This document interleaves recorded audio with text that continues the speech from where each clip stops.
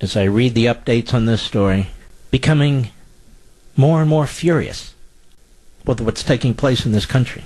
It sounds like Venezuela, or Cuba, or China.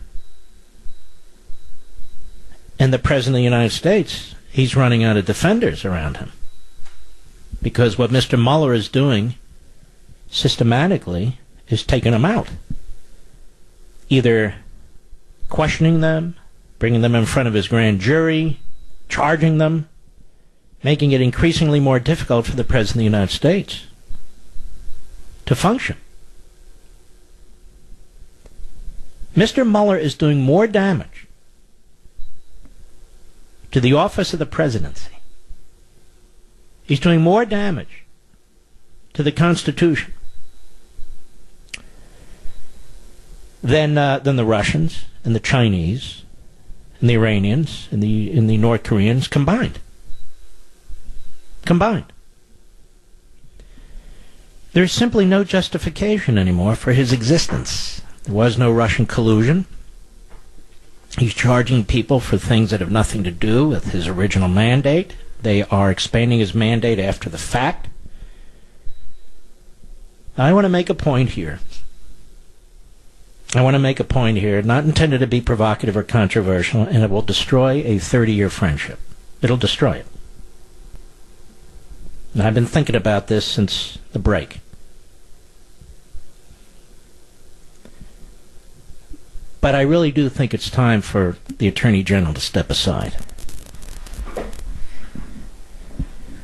It's time for the Attorney General to step aside. There is no reason. Well, let me put it to you this way.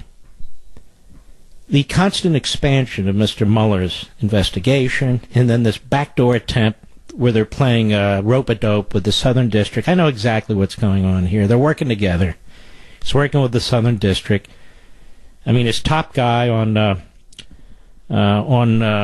public corruption in the unit that used to work in the Southern District of New York, and now he works for Mueller. This is all an inside-outside game here. But what I'm saying to you is this.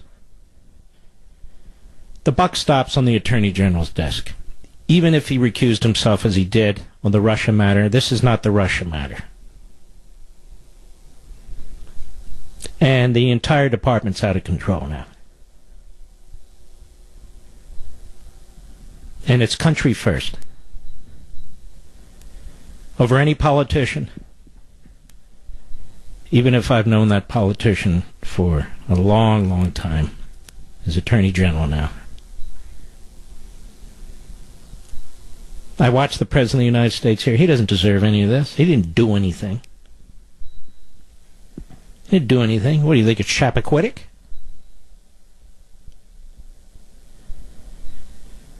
And so, it's time for the Attorney General to step aside, and for the President of the United States, he can make a recess appointment, not to put in a buddy or anything like that. He can put Dershowitz in there for all I care. He needs to put somebody in there who's going to take a little bit more charge over what's going on in this country. I say it with the gravest regret. I really do. Because I know what it means personally. But I can't ignore what I'm seeing and what's going on here.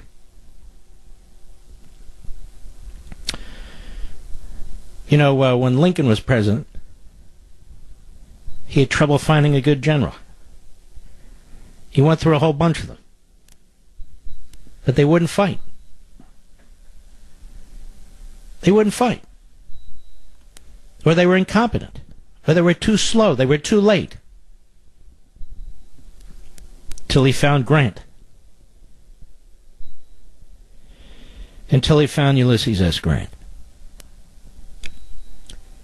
We all know that Eric Holder was, in fact, a personal lawyer for Barack Obama, as was Loretta Lynch. And yet we get these lectures all the time that the Attorney General works for the United States.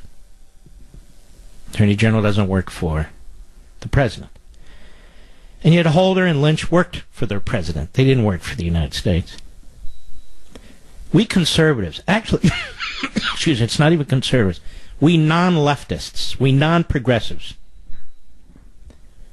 we're at a grave disadvantage. The system is built against us. You know, we have all these groups that talk about systemic this and systemic that. The system now, after 100 years of progressivism, is built against you and me. It's built against our values, against our principles, against our traditions. Whether it's the Department of Education issuing its edicts or whatever it is. The systemic discrimination is against non-leftists and non-progressives.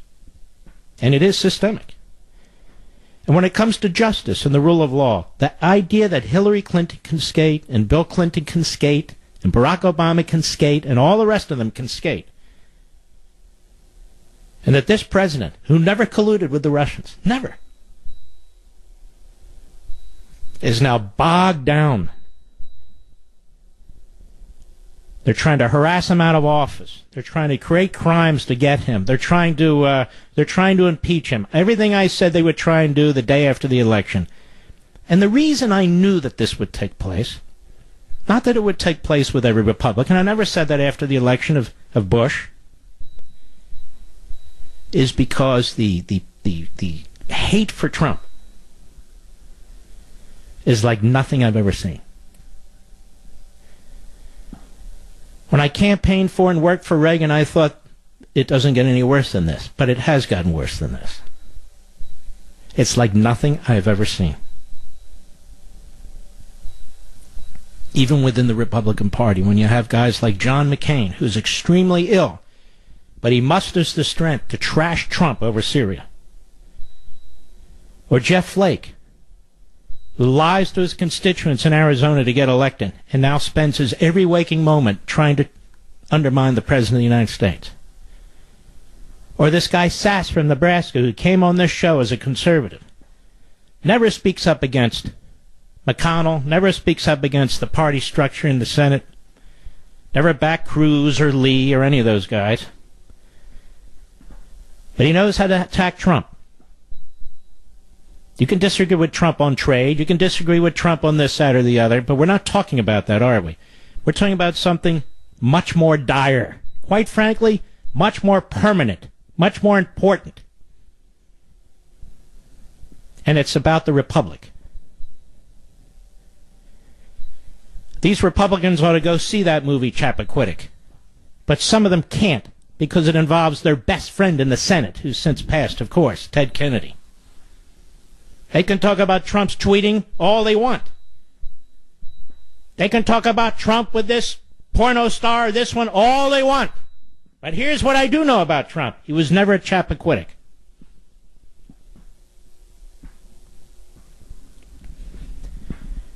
They're going after Trump like he's a petty criminal.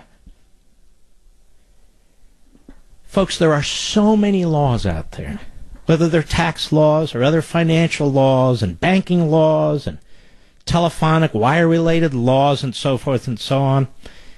After a while, if they want to get you, they can get you. Especially when you have 17 prosecutors and now another United States Attorney's Office digging and digging and digging and digging. Doesn't mean you're a bad person. Doesn't mean you intended to commit an offense. Doesn't even mean if you know you committed an offense. It doesn't matter. What do you think this guy Manafort's thinking today when he hears a federal judge, this clown Ellis, in Alexandria, Virginia, saying, hey, he could serve life in prison? Why? Because he was chairman of the Trump campaign for 3 months or 4 months or 2 months, whatever the hell it was? Do you think he'd be in this situation today if he hadn't been chairman of the Trump campaign or he'd been chairman of the Hillary Clinton campaign? No way. Do you think Lieutenant General Flynn, if he had been advising Hillary Clinton or any Democrat other than Trump, do you think he'd be losing his house right now and declaring bankruptcy? No, he wouldn't. Do you think his name would have been unmasked and leaked to the media? A felony? No, it wouldn't have been. Any of Hillary Clinton's private counsel treated this way? Never. I'll be right back.